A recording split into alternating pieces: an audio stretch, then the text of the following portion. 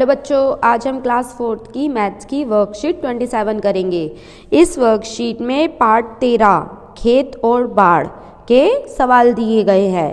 First question है, सरोज को इन दो रुमालों के चारों किनारों पर लेस लगानी है। हमें दो रुमाल दिए गए हैं, रुमाल ए और रुमाल बी। दोनों ही वर्गाकार है यानी स्क्वायर में है। अब हमें बताना है कौन से रुमाल के लिए ज़्यादा लेस चाहिए। तो हमें खुद दिख रहा है सामने से कि जो रुमाल बी है वो रुमाल ए से बड़ा है, इसलिए बी में ज़्यादा लेस लगेगी। सेकंड है, आपने यह कैसे पता लगाया? तो हमने यह ऐसे पता लगाया कि बी रुमाल के किनारे ए रुमाल के किनारे से बड़े हैं, इसलिए बी रुमाल में लेस ज़्यादा लगेगी। बच्चों, किसी भी आकृति के किनारों की लंबाई उस आकृति का परिमाप कहलाती है। सेकंड क्वेश्चन है, अपनी कॉपी और पेंसिल बॉक्स के किनारों की लंबाई को अपनी उंगलियों से नापो। अब आपको बताना है किसका परिमाप किनारे की लंबाई अधिक है। आपने अपने पेंसिल बॉक्स और कॉपी को नापा होगा तो आपने पाया होगा कि आपकी कॉपी के किनारों की लंबाई ज़्यादा है। थर्ड क्वेश्चन है, निम्न आकृतियों के परिमाप लिखो।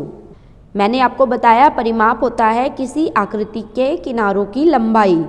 मुझे एक आयत दे रखा है पहले चित्र में, जिसके किनारों की लंबाई है 6 सेंटीमीटर और चौड़ाई है 12 सेंटीमीटर।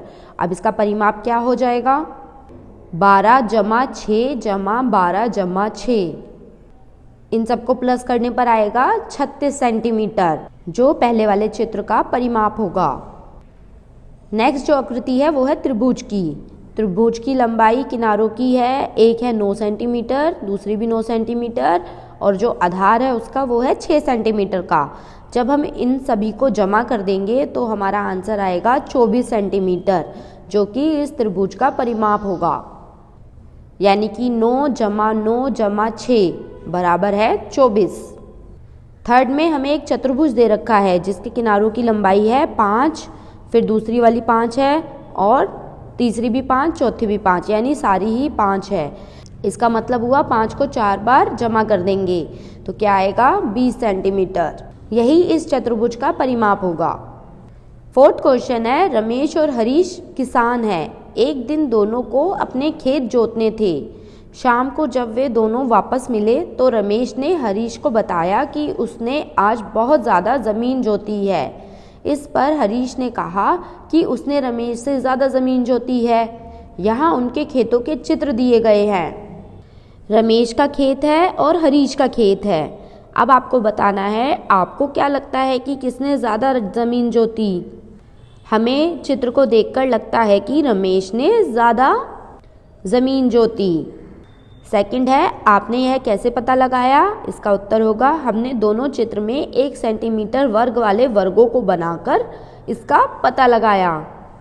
मैंने आपको पहले वाली वर्कशीट में यह चीज़ समझा रखी है कि हम कैसे एक आकृति के अंदर 1 सेंटीमीटर वर्ग बनाकर उसका परिमाप निकाल सकते हैं, उसका क्षेत्रफल भी निकाल सकते हैं। अगर आप भूल गए हो तो पुरानी वर्कशीट ज़रूर देखिए, आपको याद आ जाएगा। बच्चों, किसी भी जगह के क्षेत्रफल को ज्ञात करने के लिए हम उसमें एक ही आकार के कितने वर्ग आ सकते हैं गिनते हैं। जैसे नीचे दी गई आकृतियों में कितने वर्ग है गिनो और क्षेत्रफल का पता लगाओ। पहला जो चित्र है ए फिगर, उसमें ए का क्षेत्रफल हो जाएगा। जो पिंक कलर के बॉक्सेस है उन्हें ही हमें गिनना है। कितने बॉक्सेस है? 1 2 3 4 5 6 पिंक कलर के बॉक्स है ए फिगर में। इसका मतलब ए का क्षेत्रफल हो जाएगा 6 वर्ग। बी फिगर में पिंक कलर के जितने बॉक्सेस है उसे गिनो, 1 2 3 4 5 6 7 8, यानी बी का क्षेत्रफल हो जाएगा 8 वर्ग। सी फिगर में पिंक कलर के बॉक्सेस हैं 1 2 3 4 5 6, यानी सी का क्षेत्रफल हो जाएगा 6 वर्ग। डी वाली आकृति में पिंक कलर के बॉक्सेस है 1 2 3 4 5 6 7 8 9 10, यानी डी का क्षेत्रफल हो जाएगा 10 वर्ग। सिक्स्थ क्वेश्चन है, नीचे हर अक्षर में कितने वर्ग है गिनिए और क्षेत्रफल का पता लगाइए। एम का क्षेत्रफल कितना है? बॉक्सेस को गिनो जो वर्ग दे रखे हैं एम, सिर्फ एम में हमें वो ही गिनने हैं। तो 1 2 3 4 5 6 7 8 9, 10, 11, 12 यानी 12 वर्ग इकाई है m का क्षेत्रफल। a का क्षेत्रफल हुआ 13 वर्ग इकाई। नेक्स्ट s का क्षेत्रफल हुआ 10 वर्ग इकाई और k का क्षेत्रफल हुआ 9 वर्ग इकाई। 7वां क्वेश्चन है क्षेत्रफल और परिमाप। क्या बड़े क्षेत्रफल वाली आकृति का परिमाप भी अधिक होता है? सोचो और बताओ। हाँ बच्चों, बड़े क्षेत्रफल वाली आकृति का परिमाप भी अधिक होता है। क्षेत्रफल अधिक होगा इसका मतलब उसके किनारों की लंबाई अधिक होगी और जब किनारों की लंबाई अधिक होगी तो उसका परिमाप भी अधिक होगा। नेक्स्ट क्वेश्चन है, अगर नीचे दिए गए हर छोटे वर्ग की एक भुजा की लंबाई 1 सेंटीमीटर है तो रंगी हुई आकृतियों के क्षेत्रफल और परिमाप ज्ञात करके लिखो। एक करके दिखाया गया है। हमें का वाली फिगर में पिंक कलर की जो आकृति बनी हुई है उसके बॉक्सेस को गिनना है और क्षेत्रफल और परिमाप बताना है। ए वाली आकृति में पिंक कलर के बॉक्सेस गिनो कितने हैं? 4, 4, 4, 4 यानी 16 बॉक्सेस है तो इसका क्षेत्रफल हो गया 16 वर्ग सेंटीमीटर और इसका परिमाप होगा, किनारों की लंबाई गिनो, 4 ऊपर वाले किनारे की लंबाई, 4 ही दाएं हाथ वाले किनारे की लंबाई, 4 ही नीचे किनारे की लंबाई और 4 बाएं हाथ वाले किनारे की लंबाई। इसका मतलब 4 को 4 बार जमा करेंगे तो कितना आ जाएगा? 16 सेंटीमीटर। यही इसका परिमाप होगा। खा फिगर में जो हमें पिंक कलर की आकृति दे रखी है उसका क्षेत्रफल हो जाएगा 15 वर्ग सेंटीमीटर और इसका परिमाप होगा 16 सेंटीमीटर।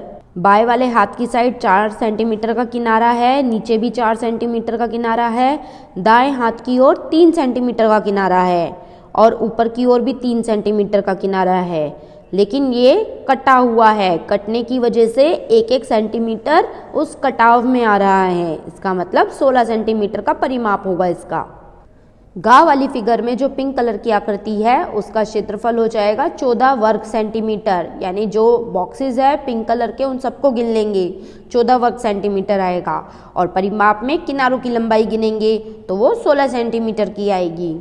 घा वाली आकृति में पिंक कलर की आकृति में उसका क्षेत्रफल होगा 12 वर्ग सेंटीमीटर और परिमाप होगा 16 सेंटीमीटर। बच्चों, आपको एक बात हमेशा याद रखनी है, जब भी क्षेत्रफल हम लिखते हैं तो उसके आगे वर्ग सेंटीमीटर लगाएंगे और परिमाप के आगे सेंटीमीटर लगाएंगे। तो बच्चों, ये थी हमारी क्लास 4 की मैथ्स की वर्कशीट 27। आप हमारे चैनल को सब्सक्राइब ज़रूर करिए ताकि आपको आगे भी ऐसी वीडियोस मिलती रहें।